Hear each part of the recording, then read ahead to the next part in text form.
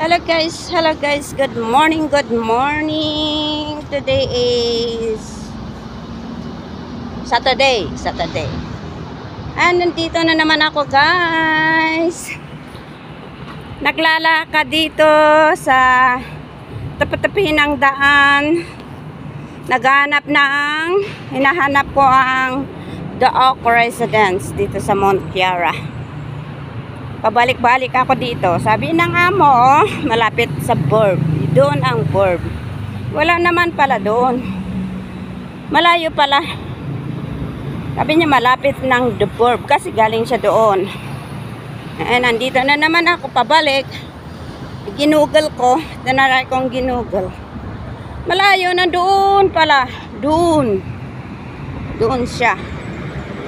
The Oak. Parang nakikita ko kasi yung The Oak Residence. Kaya lang hindi ko lang ma-memorize kung nasaan. Ano? Ito ang dinadaanan ko dito sa Mount Kiara. So, ito ang bago. Actually, hindi bago itong amo na to. Lulubog lilitaw na amo. Lumipat. Galing sila sa Burb. Doon ako. Nagtatrabaho sa kanila noon. Ngayon, lumipat na naman sila sa The Oak Residence. So, sabi niya malapit sa The Burb. Punta man ako doon, wala namang The Oak doon. Nalala ko, i-google ko nga. Sabi ko, nakita ko naman doon sa doon malayo. Ba yan? Layo-layong nilalakad araw-araw, nakakapagod. Tapos babalik lang naman ako sa Burb mamaya kasi meron akong isa pa.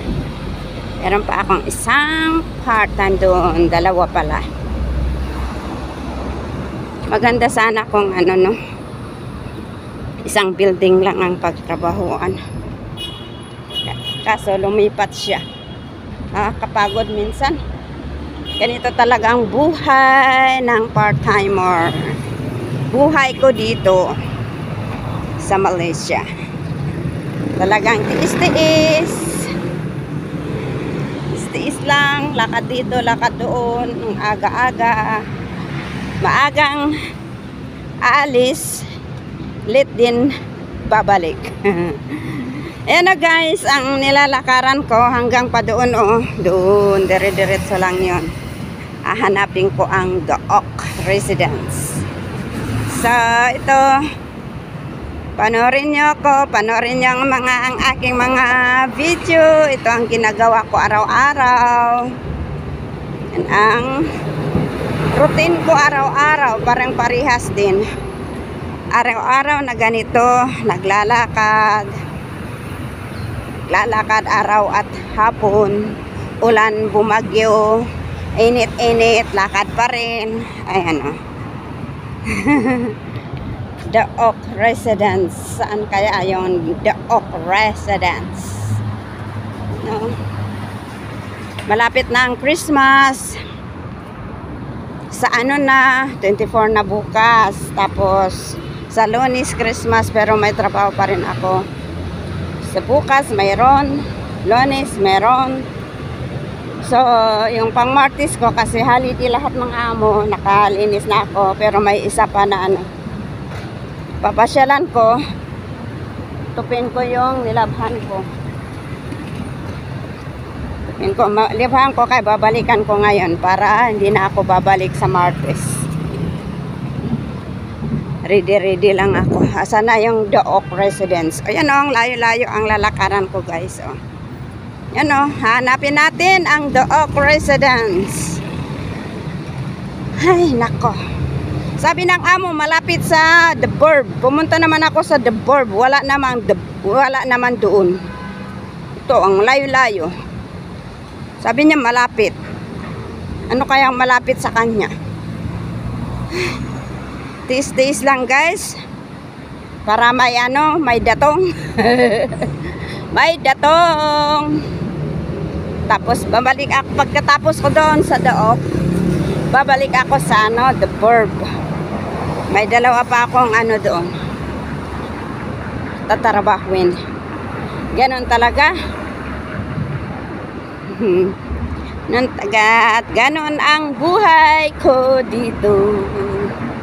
Hindi maganda na masaya na hindi. Enjoy lang. Araw-araw. Enjoy ko lang ang paglalakad. Araw-araw. Kahit pagod, enjoy pa rin. Ayan na. Ito ang dinadaanan ko. Maganda itong pagjangingan no? Maraming nagja-jogging dito. Yun sa taas is bridge. Yan daanan din ng sasakyan sa taas. Yan. Ayan. Ayan daming naglalakad dito araw-araw. Nagja-jogging sila dito kasi may pataas pababa ganun. Napasyal din nila yung aso nila. Yan Ayan ang dinadaanan ko.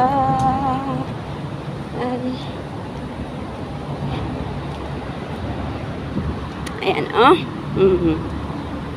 Asan na ang The Oak Residence? Yan ang haba-haba ng daan. Haba-haba ng daan, guys. Yan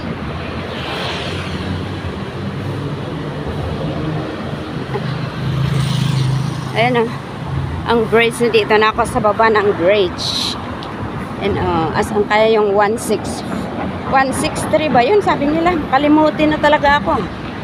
Ano talaga ang tumatanda na ata. Asan na kaya ang The Oak Residence? Open Space Car Park. Ano yun? Plaza Montiara. Ayan. Nakita ko yun noon, may sumagi sa isip ko yun yung The Oak Residence.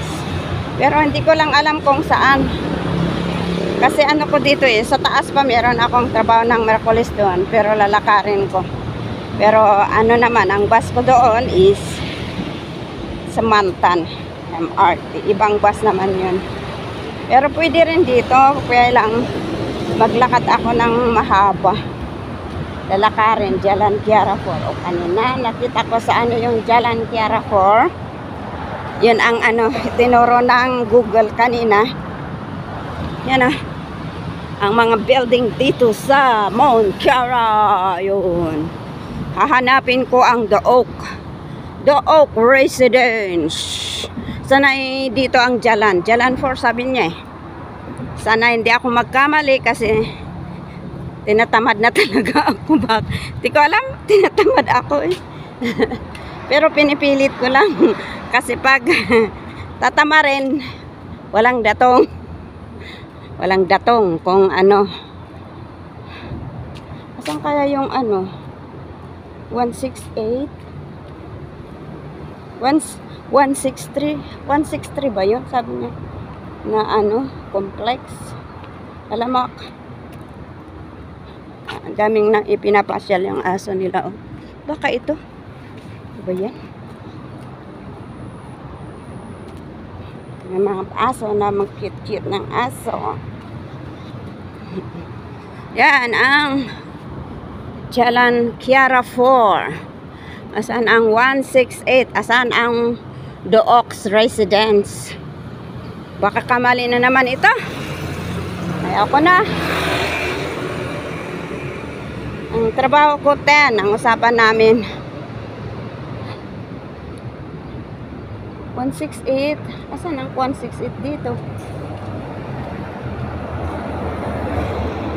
Kita ko doon 168 sabi niya.